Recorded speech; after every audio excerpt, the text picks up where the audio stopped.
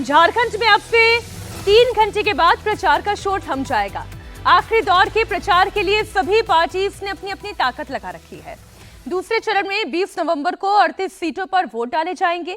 ये 38 सीट ही झारखंड में सत्ता की तस्वीर और दलों के गठबंधन की तकदीर तय करेगी। पहले चरण की तरह इस बार भी इन सीटों पर मुकाबला इंडिया और इंडिया अलायंस के बीच है। दूसरे फेज में मुख्यमंत्री हेमंत सोरेन, बीजेपी प्रदेश अध्यक्ष बाबूलाल मरांडी, जेएमएम की स्टार प्रचारक कल्पना सोरेन समेत अन्य दिग्गजों का राजनीतिक भविष्य तय होगा। सवाल यही है कि कितना चला रोटी बेटी माटी का मुद्दा, किसके साथ है आदिवासी, क्या क्या बयानबाजी, सब एक एक करके आपके सामने रखते हैं। मुझे बताया गया कि राजमहल, साहबगंज और उसके आसपास के क्षेत्र को बांग्लादेशी घुसपैठी और रोहिंग्या मुसलमानों के अनैतिक और अवैध गतिविधियों का एक गढ़ बनाने का काम हो रहा है। याद करना, जहां कहीं भी भारतीय जनता पार्टी नेतृत्व की डबल इंजन की सरकार है, वहां पर घुसपैठिए के लिए कोई जगह नहीं है, कोई जगह नहीं है। उत्तर प्रदेश में न घुसपैठिए हैं, न कोई गौ हत्या करने का दुस्साहस कर सकता है, न कोई किसी बेटी के साथ बेटी की इज्जत पर हाथ डालने का दुस्साहस कर सकता है। और अगर किसी ने घुसपैठ की, किसी ने बेटी की इज्जत में हाथ डालने का कार्य किया, किसी ने गौ हत्या किया, तो मान करके चलिए कि यमराज के घर के लिए उसका टिकट पक्का। लोग चाहते हैं कि सरकार आए, घुसपैठिया का खिलाफ एक्शन हो, युवा और नारी शक्ति का जो आशा है वो साकार हो। मेरा लगता है कि एक बहुत बढ़िया चुनाव कैंपेन रहे। पार्टी ने, हमारा कार्यकर्ता ने, हमारा सहयोगी दलों ने, सबने एक टीम होके काम किए हैं और पूर्ण बहुमत का सरकार हो जाएगा एनडीए का, ये मेरा विश्वास है। बांग्लादेशी घुसपैठिया, यही मुद्दा लगातार वहां चल रहा है। समीर जी, आपसे इस चरण में चर्चा की शुरुआत करते हुए, ये जो रोटी बेटी माटी का मुद्दा है, बांग्लादेशी घुसपैठियों का मुद्दा है, चाहे वो योगी आदित्यनाथ हो या फिर अभी हमने हेमंता को सुना, या फिर शिवराज सिंह चौहान ने भी, जब उनसे भी पूछा गया था सवाल इंडिया टीवी के कैमरे पर, उन्होंने भी इन्हीं मुद्दों को दोहराया है। असर क्या पड़ता है? बांग्लादेशी घुसपैठिया तो बहुत बड़ी समस्या है, वो तो आसाम में भी है, झारखंड में भी है, लेकिन क्या वोट के लिए वो एक डिसाइडिंग इशू होगा?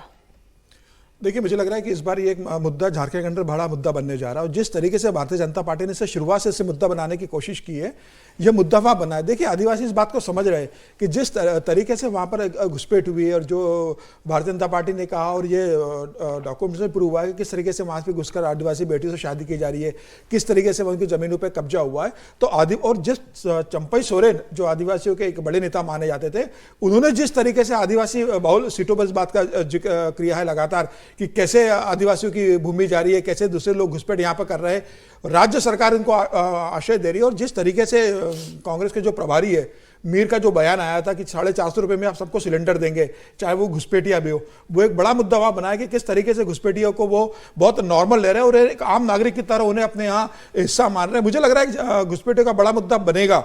और जिस तरीके से प्रधानमंत्री मोदी ने अपनी रैली में कहा कि माटी बेटी और रोटी का एक मुद्दा है, तो ये बड़ा मुद्दा बनने जा रहा है। पहले चरण के अंदर 20 सीटें जो आदिवासी थी वहां मतदान हो गया है। अब दूसरे चरण की अगर हम बात करेंगे तो 38 सीटों में जो 16 सीटें वो संथाल की और 16 सीटें कोला अंचल की सीटें हैं, 2 सीटें दूसरे क्षेत्र की है। तो मुझे लग रहा है कि लगातार इस सीटों पर भारतीय जनता पार्टी ने फोकस किया है और भारतीय जनता पार्टी। लेकिन सर, मेरे पूछने का मकसद ये था, क्योंकि अगर वाकई में घुसपैठियों का मुद्दा इतना ही हावी रहता तो आदिवासी बेल्ट में बीजेपी के पिछले प्रदर्शन की बात करें तो वो तो कोई बहुत ज्यादा उत्साहजनक यही था कारण नहीं। रहा। अगर आप 2019 का परिणाम देखेंगे तो भारतीय जनता पार्टी सारी सीटें लगभग हार गई थी आदिवासी बाहुल। अगर लोकसभा का भी देखेंगे तो पांचों की पांचों आरक्षित सीटें भारतीय जनता पार्टी हार गई थी।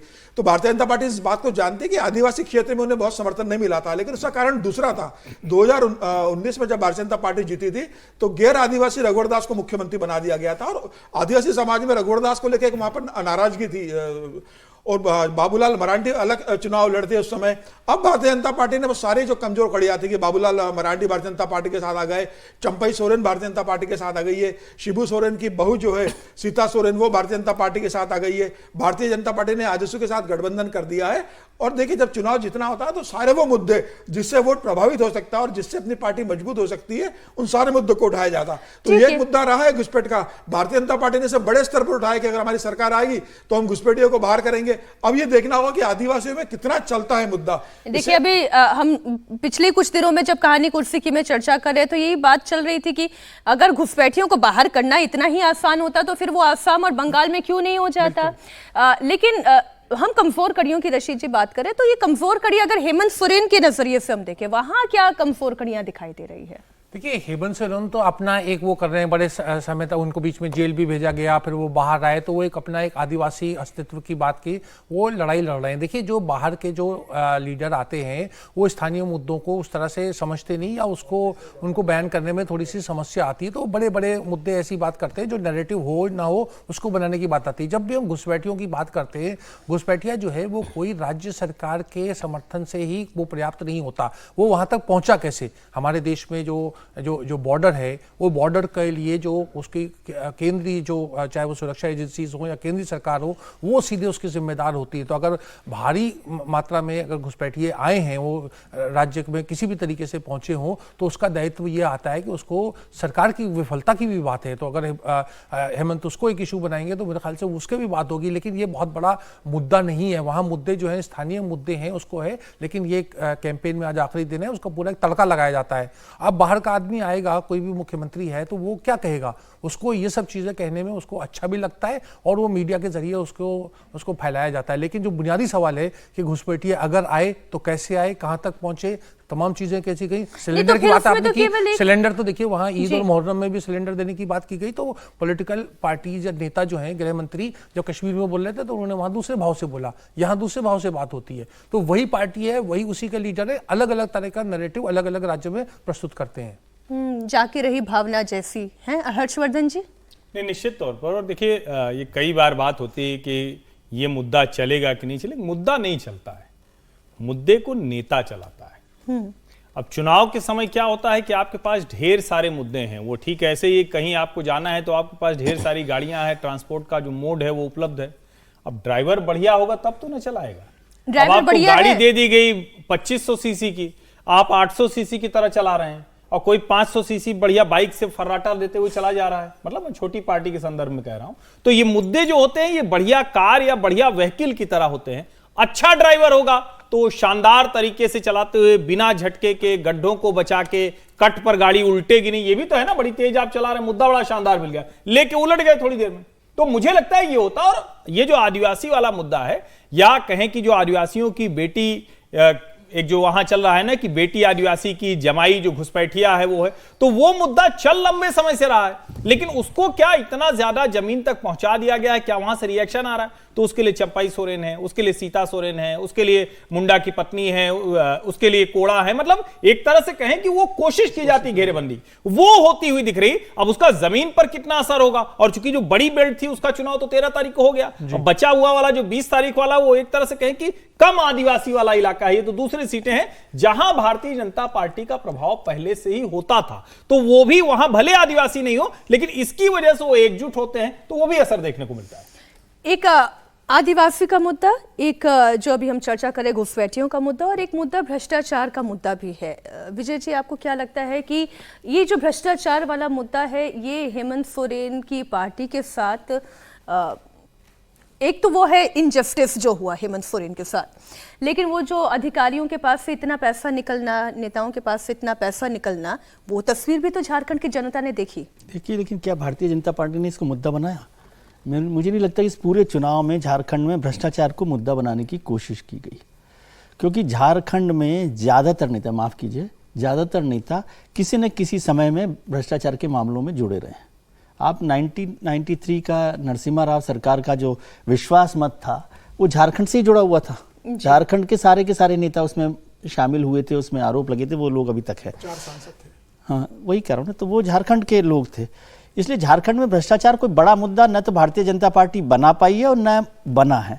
दूसरी बात, क्या आपको लग रहा है हेमंत सोरेन पर भ्रष्ट मुख्यमंत्री का जो दाग है वो चस्पा हुआ है? पूरे इलेक्शन में नहीं हुआ, बल्कि मैं समझता हूँ हेमंत जी वो काम नहीं कर ईडी वाले केस में तो जो हुआ उनके साथ उसका उन्हें फायदा हुआ, लेकिन वो उसको सिंपैथी मिल गई, सिंपैथी मिली, लेकिन उस तरह की सिंपैथी वो गेन नहीं कर पाए। उसको वो बड़ा इशू बना सकते थे, लेकिन मुझे लग रहा है कि उसको भी वो उस तरह से बड़ा इशू नहीं बना पाए, नहीं तो वो उस केवल अकेले उस मुद्दे पर चुनाव जीत सकते थे। हालांकि आजकल वो शिबू सोरेन जैसा पूरा गेटअप लेकर, अब दाढ़ी भी उनकी वैसी ही बन गई है। उतनी उम्र के हैं नहीं वैसे जितने दिख रहे हैं, बहुत कम उम्र के हैं, मतलब वो तो फादर में है उनके, लेकिन बड़े हैं। लेकिन वो एक गेटअप को भी थोड़ा सा सिंपैथाइज करता है ना आदिवासियों को।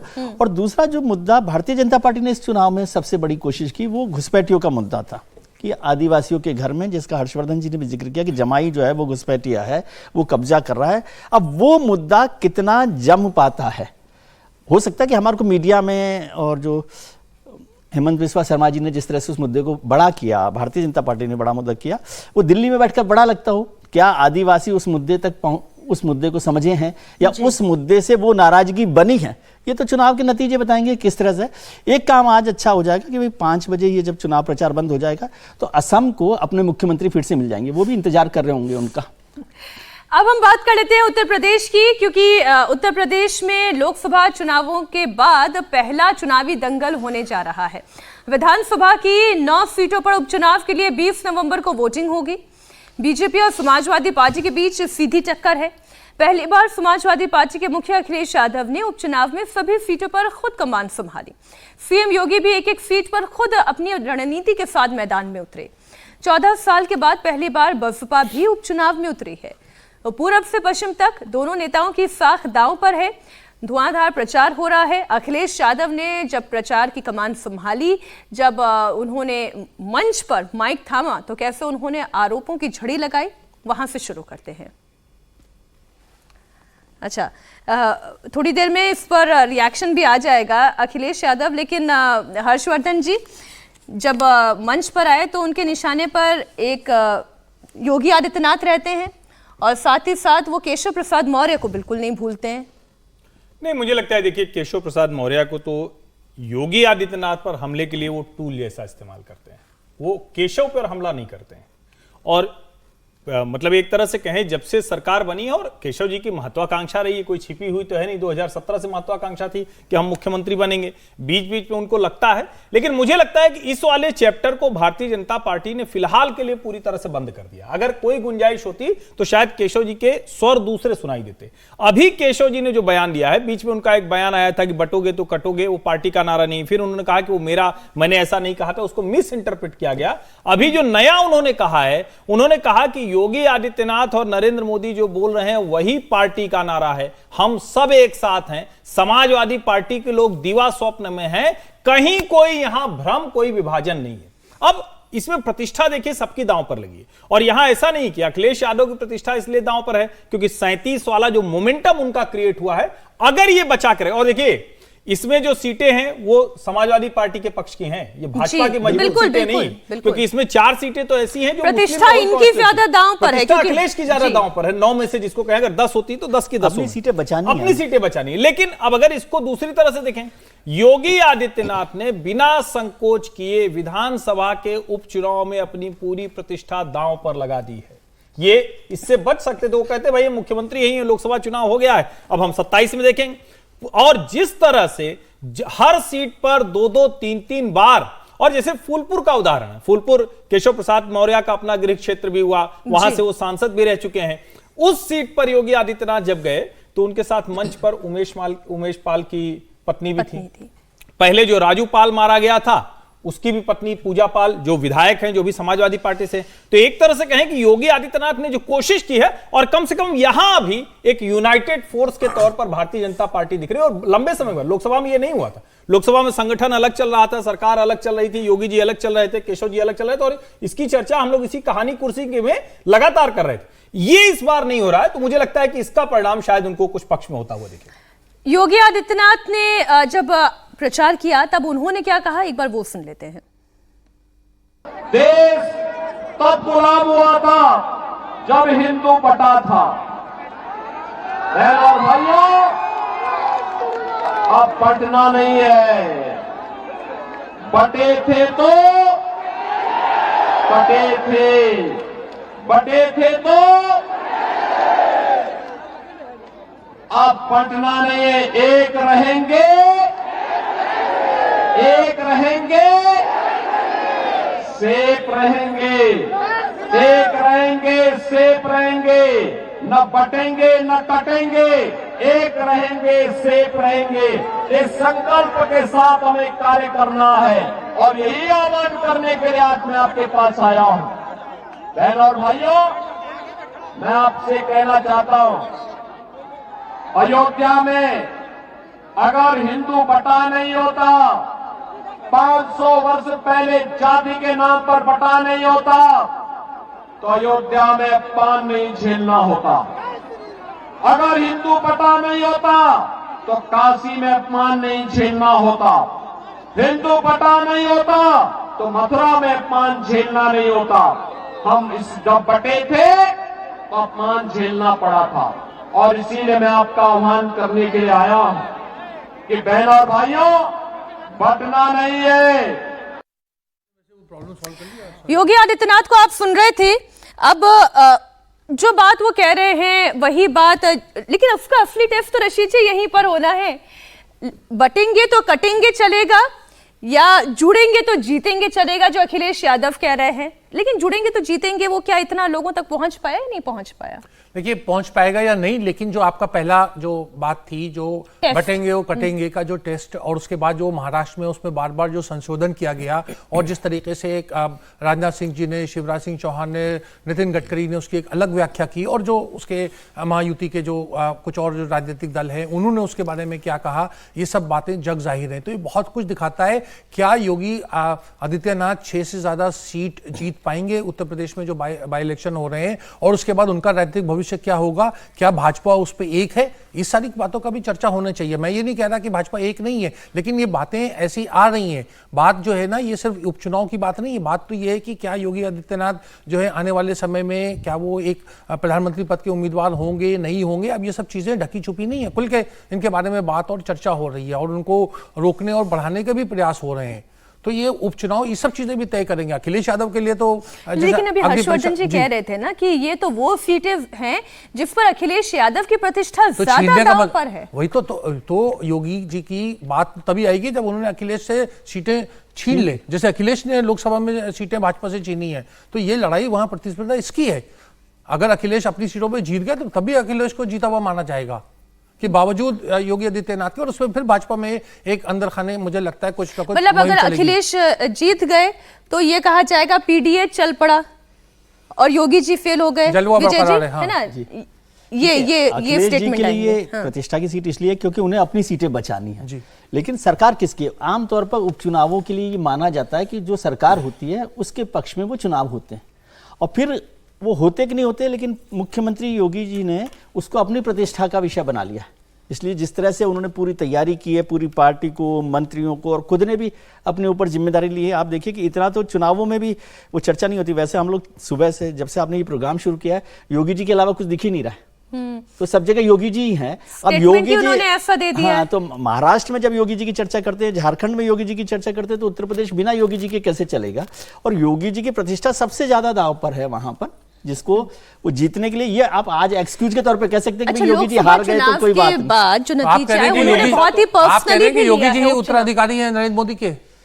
ये तो पार्टी तय करेगी कि क्या हो रहा है, लेकिन उस लड़ाई में तो चल ही रहे हैं ना, रेस में चल ही रहे हैं, ये चर्चा चल रही है। ऐसी कोई रेस है भी हर्षवर्धन जी, या चर्चा ज्यादा हो गई? नहीं, मुझे लगता है रेस तो देखिए, पार्टी जब है तो राजनीतिक दल में रेस होती है और होनी ही चाहिए। उसमें राजनीति का मतलब क्या है? अगर राजनीतिक तौर पर किसी की महत्वाकांक्षा नहीं है कि वो मंत्री बने, प्रधानमंत्री बने, मुख्यमंत्री बने, लेकिन आज के समय में प्रधानमंत्री पद की कुर्सी वैकेंट नहीं है, खाली नहीं है। और 240 आने के बाद कुछ समय के लिए एक वातावरण, एक भ्रम बनाने की कोशिश हुई, लेकिन वो नरेंद्र मोदी ने ध्वस्त कर दिया। और आज जिस तरह से उन्होंने इंटरनेशनल पर्सनालिटी के तौर पर अपना एक ऑरा नए तरह का बना लिया बिल्कुल है, उसमें तो फिलहाल अभी दूर दूर तक कहीं कोई गुंजाइश नहीं थी। आपने देखिए जो ऑरा की बात कर ली, ये जरूर है कि देश भर में भारतीय जनता पार्टी का जो प्रत्याशी होता है वो नरेंद्र मोदी के बाद सबसे ज्यादा सभाएं योगी आदित्यनाथ की मांग रहा है। इसमें कोई दो राय नहीं। दूसरे तरीके से भारतीय जनता पार्टी भी योगी आदित्यनाथ का सर्वाधिक उपयोग कर रही है, ये भी अभियान। प्रधानमंत्री जी के लिए कोई कंपटीशन नहीं है कि प्रधानमंत्री जी को हटाकर योगी लेकिन जी को ला रहे हैं। पोजीशन के लिए, लेकिन प्रधानमंत्री के बाद कौन है या नरेंद्र मोदी के बाद कौन है, उसमें वो